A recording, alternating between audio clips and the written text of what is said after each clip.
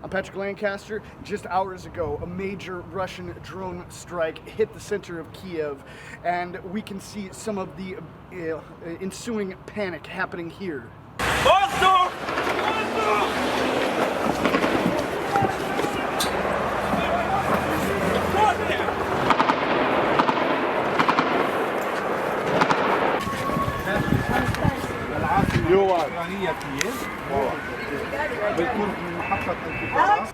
And one of the confirmed destroyed targets for that attack was the Ukrainian major electric energy systems company, the main office. And we can see that here, the office burning.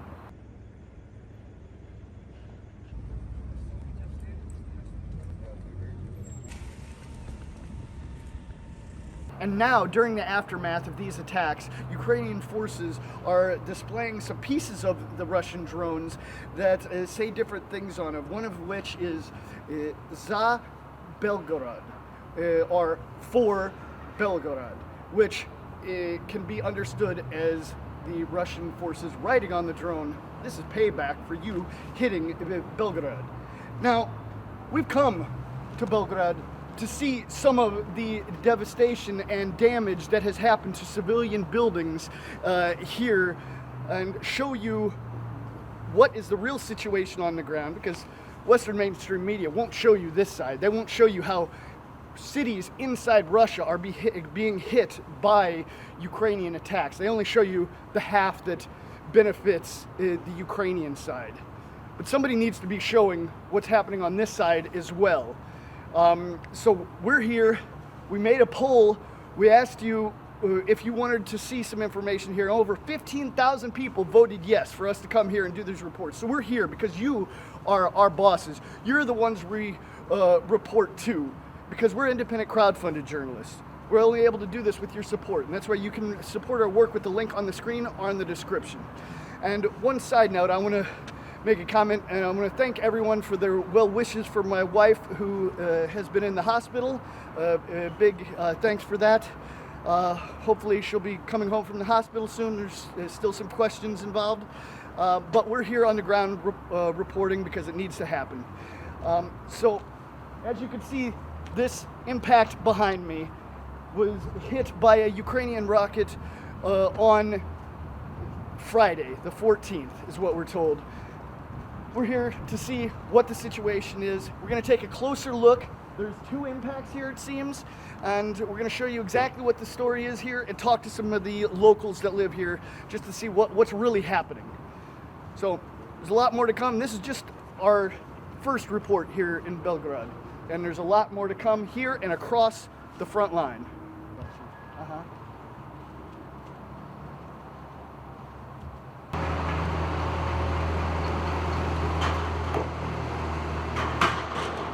And we can see the repair is in full force.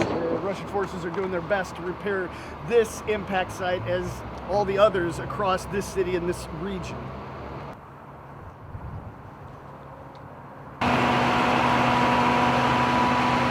Now we come down to the street to take a closer look on what we can find out down here and who we can talk to.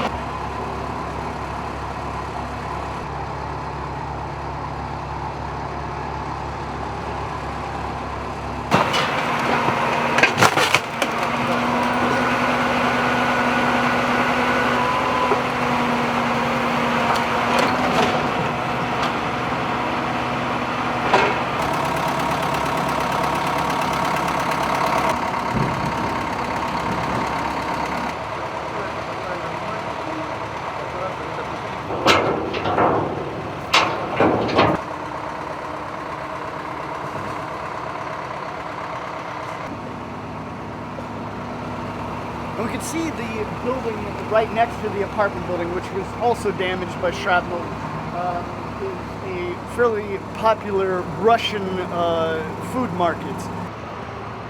Здравствуйте. Здравствуйте. Можно сказать, что произошло здесь? Ну, что здесь произошло? Я, например, находясь у себя в квартире, просто услышала хлопок. И похоже, что это все-таки был ракетный удар, но не в самом прямом понимании, как я понимаю. Я не военный человек, мне объяснили, что это просто какой-то осколок, кусок, скажем так, ракеты какой-то, да, Ага. попал вот в крышу этого дома. Ага. Легкое такое попадание. Что не целый ракет? Нет, не целое. То есть ПВО работает на высшем уровне, Ага. и Белгород абсолютно со всех сторон защищен. Ага. Что ни на есть. Мы слышим Ага. хлопки, мы слышим, есть такие какие-то в воздухе хлопки, но ПВО работает отменно, отменно. So, принцип, вы думали, это как Россия ПВО именно стреляет украинский ракета и попал на небо, Ну, да? я думаю, да, что это украинские ракеты, явно не белгородские, по себе стреляют, поэтому это, ну, я предполагаю, что это Украина. Ага, понял. Но я думаю, что ПВО России защищают нас на 5 с плюсом, даже на 6 с плюсом. Ага. И, может, вы знаете, сегодня утро Россия сделала много дронов на центр Киев. И они стреляют Да, была атака на энергосистему, и на одном из дронов сейчас видно на фотографиях, что есть надпись «За Белгород». Как вы могу сказать это? Ну, вы знаете, ребята, я прежде всего медицинский работник, и мне кажется, что очень глубоко внедряться в политическую какую-то структуру и размышлять по этому поводу я не могу, потому что, наверное, это такой сложный вопрос, и вот это, вот, знаете, тонкая грань, правда ли было там написано, неправда, я не могу сказать. Я одно вам могу сказать, что, являясь медиком, да, мы та категория людей, которые при любых событиях, при любых каких-то исторических происходящих факторах, да, вот, ну, то есть сейчас у нас историческое событие, да, спецоперация в Украине, да, со стороны России, то мы, как медики, я считаю, при любых ситуациях остаемся прежде всего медицинскими работниками, которые готовы помогать людям. Неважно, то ли это русские солдаты, то ли это беженцы с Украины, да, всем нуждающимся медики, мне кажется, будут помогать. Прежде всего, это такой девиз медработников. А в сферу такую вот чисто политическую я не буду трогать только потому, что я не очень сильно в этом разбираюсь. Вот только поэтому. И именно город. Я уже слушаю, много прилетов был в район Белгород, Да. но я слушаю, в принципе, это наш первый день здесь, мы не знаем. Частный много раз именно город прилет, или как обстановка здесь, в принципе? Ну, вы знаете, если кому-то там кажется, что в Белгороде люди такой сильной, прям какой-то сильной атаки живут, может быть, в воздухе эти атаки существуют, но сам Белгород, город, процветает. Он живет спокойно, жители Белгорода продолжают работать. Я так скажу, что ПВО, российские солдаты защищают Белгород просто отменно. Это честно. То есть, если в воздухе какие-то хлопки мы и слышим, то сам Белгород не разрушен. Вы же это видите. Вы же видите, но это же частичное попадание, такое единичное, маленькое, совсем маленькое. Сказать, что это весь Белгород прям разбомбили, разрушили, ну вот посмотрите, проведите камеры, смотрите, все дома целые, люди свободно вот с детьми передвигаются. Вот, разверните камеру, дети идут, смотрите спокойно, вот. Вот дети идут, это же не то, что вы там привлекали этих детей, чтобы они на камеру специально подошли. Нет, все, вот смотрите, жизнь кипит, все происходит. Я иду тоже со своей целью. У меня свой визит, и вы меня вот просто по этой дороге перехватили. Поэтому, не знаю, мне кажется, что мы живем спокойно. Мы под защитой, понимаете? Вот я, например, себя чувствую спокойно в душе, потому что я почему-то уверена, что у меня защита очень сильная со стороны российской армии. Не знаю, как другие, но я ощущаю себя защищенной. А вы сами откуда? А сама я с Луганской области, город Сватово.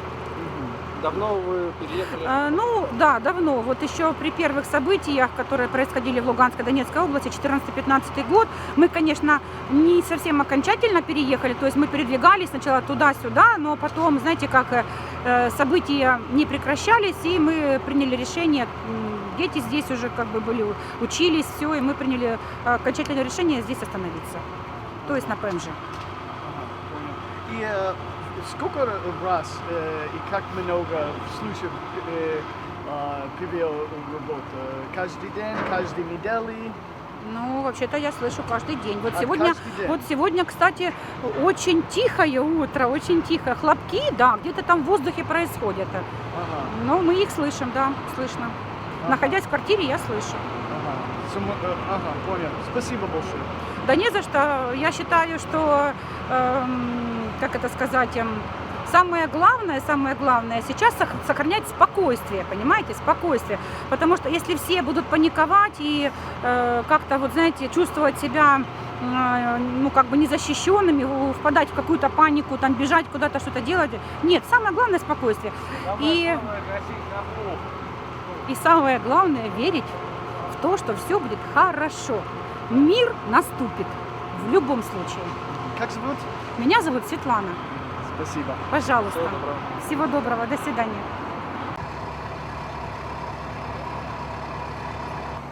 And we're going to put a little disclaimer in here. A lot of times when some footage that's comes out on the internet about this war, especially on the Ukrainian side, does sometimes turn out to be fake. So we're thinking this message that was supposedly written on the drones is accurate, purportedly, to the best of our knowledge. Мы журналисты. Можем вопрос пару слов? Что ты сказал? Что произошло там? Дом взорвали. Ага. Как и когда? Ну, несколько дней назад вот взорвали. Ага. Вот хожу с документами, боюсь и нашу взорвут. Ага. И тут военный объект? Не, это не военные. Ага. Они бьют по всем теперь. И нефтебаза горела недавно. Ага. У Дубовом разбили дом. Ага. И кто они? Украинцы, кто? Ага. И как вы думали, почему они стреляют всегда? Дураки. Вот и Ага. стреляют. Ага. Понял. И вы понимаете, сегодня утро Россия сделала очень много беспилотных на центр Киев попадания. И что вы могу сказать за это? Что ты сказал? Я ничего не... Сегодня была атака беспилотников в Киеве. Ну, На дронах написано «За Белгород» было на некоторых. Вот что вы можете по этому поводу сказать? ну правильно делают. Мы же люди, что мы делаем им? Они стреляют по нам. Наживали люди. Вот выселили 2 подъезда. Весь дом выселили. Спасибо. Извините. So now we're about to go up inside the apartment building itself to see what the damage looks like from the inside. All right, so we're up to the 16th floor now, and we're going to have a look inside to see what the situation is. And here we can actually see somewhat of an emergency bar they put up here to keep this part of the building from falling off. The workers have installed this just to keep these cracks from getting bigger and that part falling off onto the parking lot below. Yeah. Uh-huh. And we can see here that they've marked the space between these two markers is 200 millimeters.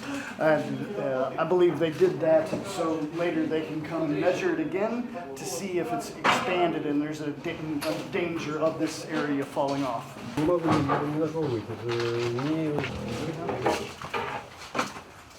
we can see this room was completely destroyed when the roof fell in on it.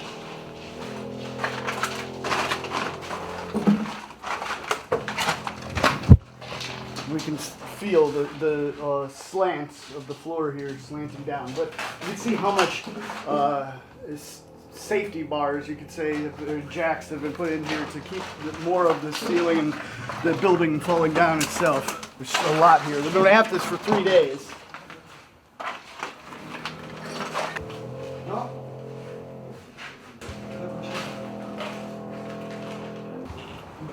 And now we're headed up to the roof itself. Значит, отсюда мы запитываем.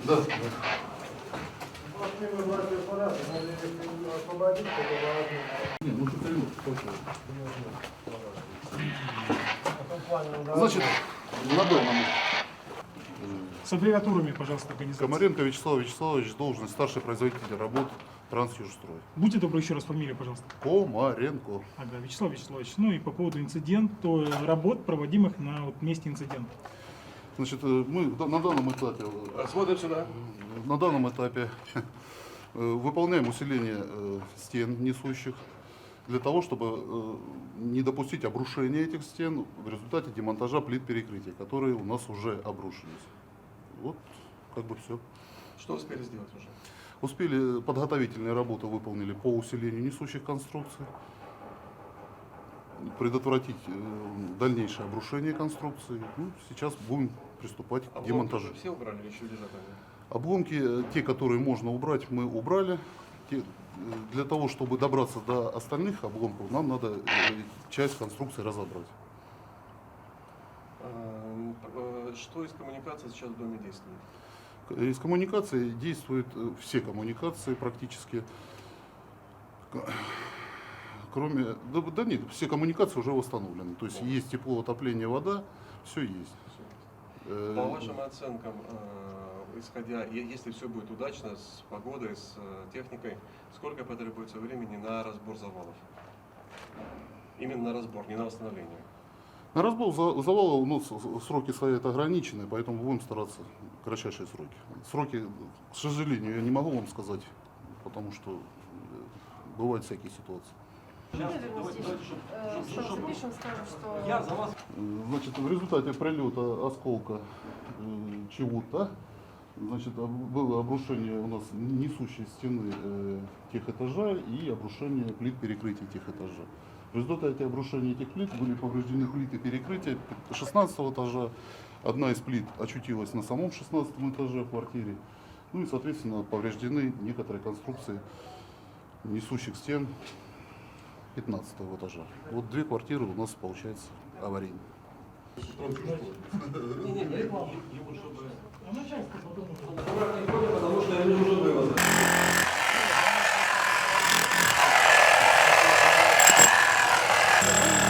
Сейчас они будут... Демонтаж плит перекрытия.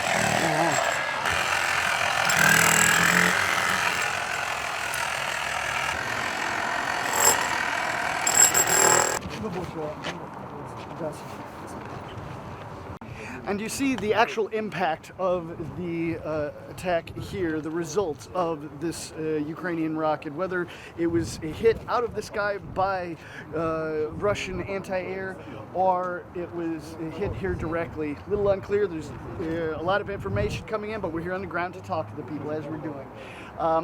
Now, one thing that should be mentioned is, in addition to the message for Belgorod on the drones from this morning's attack on Kiev, was also a message saying for Luch. Now, Luch is an electric power station that was hit on Friday. Now, it seemed like this happened on the 13th to the 14th of last week. And on the 14th Friday, this Luch power station was hit. Still getting a lot of information, but this is apparently what the message that was written purportedly by Russian forces on the drone, that in one of the drones that hit the center of Kiev this morning, was for Belgorod and for Luch. As payback, any logical person could assume is what was meant by that. Now we're just here showing you all the facts that we can. And we're going to continue to do that. This is just our first little opener into the Belgorod region. We're not going to be here for long, but no one else in English is showing you this information, so we wanted to show you these facts here and all the information and the opinions of the people that are living this situation here. Because the war is not just happening in the Donetsk and Lugansk People's Republic anymore, as you know. It's happening all across Ukraine and in Russia itself. And the world needs to see from both sides what's happening. So don't just watch my reports, watch as much information as you can, make an educated decision on what you believe and what you think is happening with this war. And just don't be a sheep led by the mainstream media. Open your eyes to possibilities from every side.